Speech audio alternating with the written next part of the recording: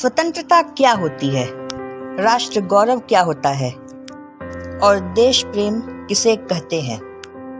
इन तीनों सवालों के जवाब जानने के लिए आपको कहीं भी 7 समंदर पार जाने की आवश्यकता नहीं। आवश्यकता है तो केवल और केवल अपना इतिहास जानने की।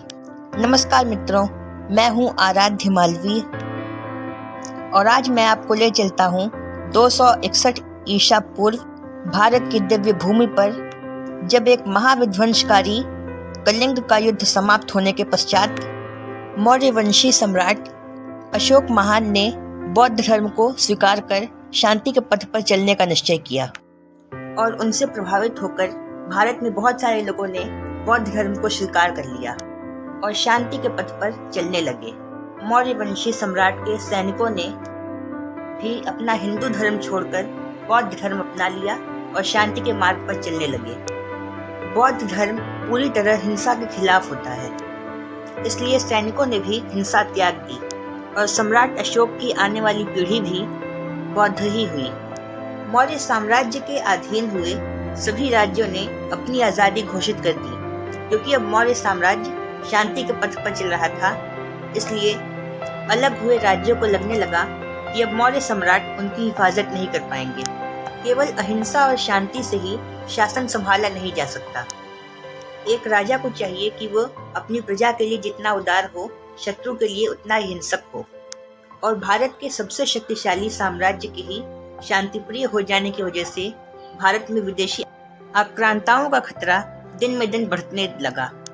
यह वो समय था जब भारत की भूमि को ग्रीक यानी यूनानी आक्रमणकारियों के घोड़े अपनी टापों तले रौंद रहे थे। यूनान का वो शहंशाह डेमेट्रियस यूनान से भारत विजय पर निकला था। तक्षशिला तक उसने अपने कब्जे में ले लिया था। अब वो दिन दूर नहीं था जब पूरे भारतवर्ष की गर्दन पर यूनानी झंडे फंस जाते और हमारी स्वतंत्रता का दम घुट जाता। भारत के पास अपनी सुरक्षा के लिए सिर्फ एक ही विकल्प था और वो ये कि भारत के सबसे शक्तिशाली मौर्य सम्राट बृहद्रथ द्वारा इन आक्रमणकारियों को रोका जाए। किंतु दुर्भाग्यवश अब सम्राट बृहद्रथ भी बौद्ध हो चुके थे।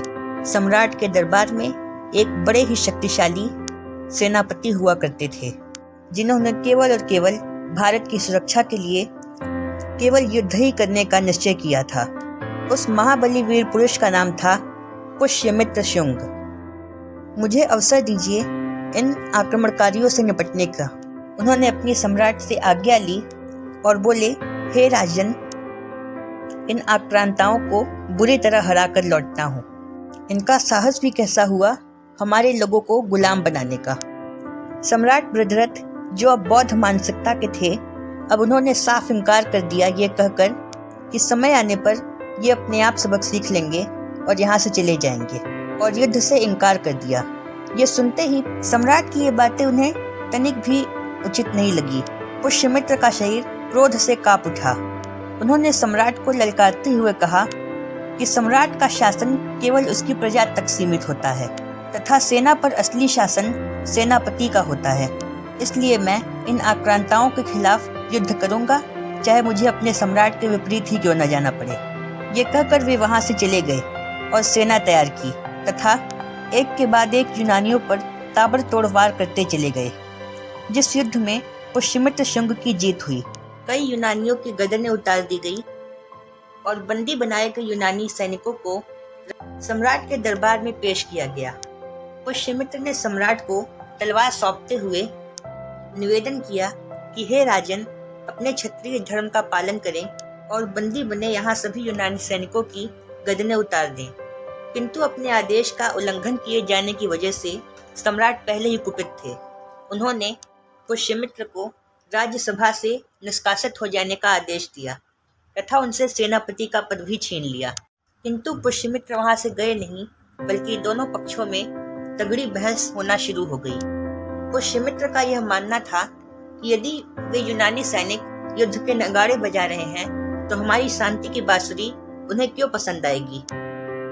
इस बहस में पुष्यमित्र का पलड़ा और भारी पड़ रहा था। अंत में जो सम्राट बृहद्रथ अभी तक शांति की बात कर रहे थे, अंत में उन्होंने शस्त्र उठा लिया और पुष्यमित्र पर ही हमला करने लगे, जो उस समय सही थे। पुष्यमित्र ने भी अपनी तलवार बाहर निकाल ली और दोनों के बीच घमासान युद्ध होना आरंभ हो गया। अंत में पुष्यमित्र ने अपने सम्राट को 2 टुकड़ों में चीर दिया और स्वयं को यह युद्ध जीतकर नया सम्राट घोषित कर दिया और इसी के साथ उन्होंने शुंग वंश की स्थापना की। सम्राट बनते ही पुष्यमित्र ने अपने सैनिकों की शुद्धि करना आरंभ कर दिया, अर्थात बौद्ध हुए सैनिकों को सेना से निकालने लगे, जिस वजह से सैनिकों ने दोबारा बौद्ध धर्म छोड़कर शस्त्र उठा लिए। इस तरह सम्राट पुष्यमित्र शुंग ने हिंदू धर्म की पुनः स्थापना की और दोबारा अपनी सेना लेकर पूरी ताकत से यूनानियों पर धावा बोल दिया और भारत की भूमि से दूर दूर तक यूनानियों का सफाया करते रहे। ये रहा उनके साम्राज्य विस्तार का नक्शा। मित्रों, यह दुख की बात है कि आज भी हमारी भारत भूमि इन ब्रदरथों से खाली नहीं हुई है। जिस प्रकार सम्राट ब्रदरथ ने तलवार उठाई तो पुष्यमित्र शुंग पर, जो उस समय देश की सुरक्षा करने की बात कर रहे थे, और यदि यूनानियों से लड़ने की बात आती तो वे अहिंसक हो जाते और शांति का बहाना करने लगते थे। ठीक उसी प्रकार कई बार मनुष्य सत्य और असत्य को पहचानने में भूल कर देता है और मामूली सी गलती करने वाले मनुष्य का भी, या फिर वो मनुष्य जिसकी कोई भूल ही न हो, उसके खिलाफ विद्रोह करना चालू कर देता है, और जिसकी वास्तव में बड़ी गलतियां होती है उसके खिलाफ विद्रोह न करने के मनुष्य के पास सैकड़ों बहाने तैनात होते हैं। मित्रों, यदि आपके साथ भी ऐसा हो तो अपने अंदर के पुष्यमित्र शुंग को जगाइए और विरोध उसका ही करिए जो वाकई गलत हो। ठीक उसी प्रकार जिस प्रकार पुष्यमित्र शुंग ने अपने ही सम्राट ब्रदरथ का वध कर दिया और स्वतंत्र रूप से यूनानियों के विरुद्ध लड़ाई लड़कर भारत की सेवा करने लगे।